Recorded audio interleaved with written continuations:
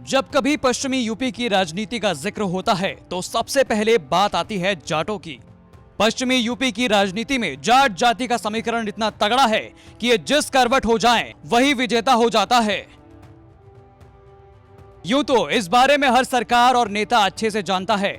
लेकिन किसान आंदोलन की वजह से बीजेपी को लगने लगा है कि पश्चिमी यूपी में उनकी पकड़ कमजोर पड़ रही है। हालांकि समय रहते बीजेपी नेता डैमेज कंट्रोल में लग गए हैं, लेकिन जानकारों का मानना है कि इस बार जाट वोटर बीजेपी से दूर जा सकता है। हालांकि ये एक अच्छा मौका है स्थानीय पार्टियों के लिए पश्चिमी यूपी में अपनी पकड़ मजबूत करने का, और इसी कवायद में सपा से लेकर आरएलडी ने बीजेपी को पटखनी देने का प्लान तैयार कर लिया है। सियासी गलियारों में तो ये तक चर्चा है कि आने वाले समय में आरएलडी, सपा और भीम आर्मी प्रमुख चंद्रशेखर साथ मिलकर चुनाव लड़ सकते हैं और बीजेपी के लिए मुश्किलें खड़ी कर सकते हैं। हालांकि राजनीति और वोटर साइकोलॉजी पर लंबे समय तक काम करने वाले प्रोफेसर एके वर्मा का कुछ और ही मानना है। प्रोफेसर वर्मा लंबे समय तक सीएसडीएस से जुड़े रहे हैं और यूपी की पॉलिटिक्स पर बारीकी से नजर रखते हैं। तो चलिए जानते हैं कि पश्चिमी यूपी के इस नए समीकरण से भाजपा को फायदा होगा या नुकसान। एक्चुअली होता क्या है ना कि चुनावों में ज़्यादातर लोग जब इस विषय पे एनालिसिस करते हैं तो उनके 2-3 प्रिजम्पशंस होते हैं, वो 2-3 मान्यताओं पे एक प्रकार से लेकर चलते हैं, और उन मान्यताओं में मुझे लगता है कि कुछ न कुछ कहीं ना कहीं कुछ गड़बड़ी होती है। वो हम लोग को समझने की ज़रूरत है। जैसे देखिए, हम लोग के यहाँ सामान्यतः जातीय आधार पे मतदान होते रहे हैं, और जब जातीय आधार पर मतदान होते रहे तो अभी भी आज की तारीख में भी लोगों का ये मानना है कि अगर पश्चिमी उत्तर प्रदेश में आरएलडी, एसपी और बीएसपी कहीं साथ आते हैं, महागठबंधन बनाते हैं, तो उसका एक जातीय समीकरण बनेगा और वो जातीय समीकरण चुनावों में उस महागठबंधन को लाभ देगा। लेकिन मेरा इसमें सोच ये है, मेरा अध्ययन ये बताता है कि पहली चीज़ तो ये है कि अभी जो हम जातीय आधार पे मतदान की बात करते हैं उसमें हमें एक बदलाव दिखाई देता है, और वो बदलाव इधर 5-6 सालों में या 2014, 2017 और 2019 के 3 चुनाव अगर उत्तर प्रदेश में हम देखें तो वो बहुत ख़ास दिखाई देता है। और ऐसा लगता है कि जातीय जो आधार पे मतदान की प्रवृत्ति है उससे निकल के हम कहीं आगे चले गए हैं। तो जिसको हम लोग आइडेंटिटी पॉलिटिक्स कहते हैं, अर्थात अस्मिता की जो राजनीति होती है, उस अस्मिता की राजनीति में कहीं डेंट पड़ा है। जैसे मैं आपको एक इसका उदाहरण देना चाहता हूँ कि अभी लोकसभा के 2019 के जो चुनाव हुए थे, तो लोकसभा के जो चुनाव उत्तर प्रदेश में हुए उसमें अगर आप जातीय आधार पर मतदान को विश्लेषण करेंगे तो आपको बड़ा ताज्जुब होगा कि समाजवादी पार्टी को यादव्स ने तो वोट दिया, लेकिन जो मोर बैकवर्ड, जिसमें कि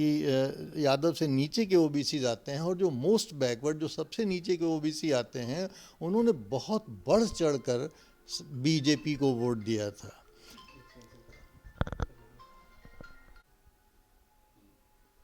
तो उन्होंने, जैसा हमने देखा कि ओबीसी में जो अपर ओबीसी था, यादव्स, उन्होंने तो समाजवादी पार्टी को वोट दिया, लेकिन जो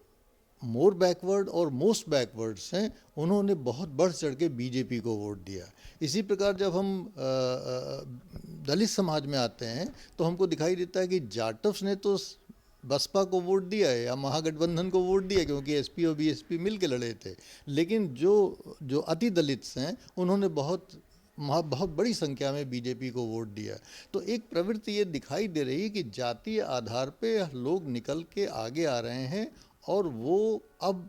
थोड़ा सा जाति राजनीति से हट के विकासवादी राजनीति की तरफ वो देखने का उनका मन करता है, और उनको लगता है कि विकास शायद उनको ग्रास रूट्स लेवल पे मिल रहा है। देखिए विकास ऐसा तो होता नहीं कि विकास ना हो, हर सरकार कोई ना कोई विकास करती है, लेकिन पिछले मोदी सरकार के आने के बाद से या योगी सरकार के आने के बाद से जो विकास, जिस तरीके का विकास हुआ है, उसमें समाज के जो लोअर तबके हैं उन लोअर तबकों तक वो विकास पहुंचा है और वो विकास उनको दिखाई दे रहा है। चाहे वो उज्ज्वला योजना हो, चाहे किसानों की बात हो। और किसानों की जब बात आती है तो एक बहुत ख़ास बात मैं आपको बता दूं, जो कि स्वतंत्रता के बाद से आज तक बहुत नहीं हुई है, और वो ये है, उसका लेटेस्ट मैं आंकड़ा आपको 2019 के लोकसभा चुनाव का उत्तर प्रदेश से देना चाहता हूँ कि उत्तर प्रदेश में बीजेपी का जो जनाधार है वो रूरल साइड में नहीं रहा था। ज़्यादातर बीजेपी को अर्बन सेंट्रिक पार्टी माना जाता था कि बीजेपी का जो शहरी पार्टी है और शहरी मतदाता ही बीजेपी को वोट देता है। लेकिन आपको जान के हैरत होगी कि लोकसभा के चुनावों में रूरल जो बीजेपी का वोट शेयर था वो 51% था, जो कि एक बहुत बड़ी बात है कि बीजेपी ने किस प्रकार से, आज किसानों की बात हो रही है, लेकिन जो 2019 के आंकड़े बताते हैं कि बीजेपी ने गांवों में बहुत पैठ बनाई है और वो तबका उनको वोट देने लगा है जो कि उनको कभी वोट नहीं देता था। तो एक तो मुझे ये कहना है बात कि जो पश्चिमी उत्तर प्रदेश में जाति समीकरण अगर डेवलप होंगे तो ये मैं नहीं कह रहा हूँ कि उसका बिल्कुल प्रभाव नहीं पड़ेगा, लेकिन मैं कहना ये चाहता हूँ कि जो मतदाता की सोच है वो बदली है और वो जाति आधार से निकल के अब वो विकासवादी आधार पे वोट देना चाहता है। पहली चीज़ तो ये है। दूसरी चीज़ जो बड़ी अहम है वो ये है कि जो भी हम जब जाति आधार पे विकास मतदान की बात करते हैं तो हम ऐसा मान लेते हैं कि जैसे दलित समाज और ओबीसी समाज और मुस्लिम समाज को भी मैं उसमें जोड़ता हूं क्योंकि उनके पास एक अल्टरनेटिव होगा एंटी बीजेपी वोट करने के लिए। मुस्लिम समाज या ओबीसी समाज या दलित समाज ये सब मिल जाएंगे, जाट सब मिल जाएंगे और मिलके जो है ये एकदम से वोट कर देंगे बीजेपी के विरुद्ध। देखिए ऐसा कभी नहीं होता है। और मैं इसको आपका उदाहरण देता हूं कि 2017 का जो विधानसभा चुनाव हुआ था इसके पहले, उस विधानसभा के चुनाव में आप देखते हैं कि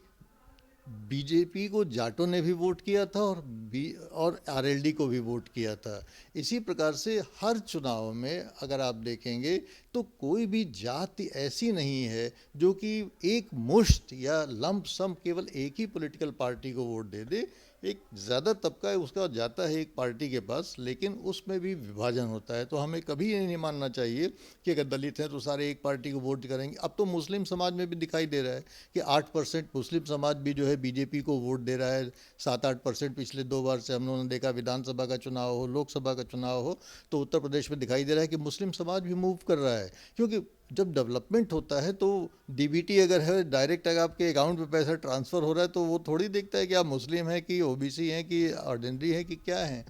तो वो तो पैसा उसको भी मिल रहा है। तो मुस्लिम भी तो एक मतदाता ही है, वो भी ये देखता है कि नहीं भाई हमको किसी प्रकार का कोई दिक्कत नहीं है, हमारे तो अकाउंट पे पैसे आ रहे हैं, उसको लाभ मिल रहा है, उसको विकास मिल रहा है, उसको उज्ज्वला मिल रहा है, उसको तरह तरह के और फैसिलिटीज़ गाँव में मिल रही है। तो दूसरी चीज़ ये है कि कभी हमको ये नहीं मानना चाहिए कि और तीसरी चीज़ जो बड़ी अहम है कि कोई भी मतदाता किसी भी पॉलिटिकल पार्टी का बंधक नहीं होता। आज एक ट्रेंड हमने देखा है कि आज जो मतदाता है वो एक प्रकार से, जो पहले मैरिज मॉडल ऑफ पॉलिटिक्स होती थी कि नहीं साहब हम तो एक पार्टी से जैसे विवाहित हो गए हैं, अब उस प्रकार की मानसिकता ख़त्म हो गई है। अब आजकल जो है share market model of politics चल रही है कि जिस शेयर में सबसे ज़्यादा हमको फ़ायदा होगा वो शेयर में हम पैसा लगाते हैं। उसी प्रकार से आज मतदाता बहुत ज़्यादा प्रवीण हो गया है इस बात को जानने में कि किस पॉलिटिकल पार्टी से उसको सबसे ज़्यादा लाभ होने वाला है। और आती है कि जिस तरह से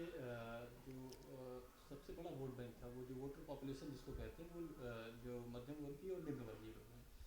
तो क्या लगता है आपको कि बीजेपी ने इस पूरे वोट बैंक को ही हैक कर लिया है?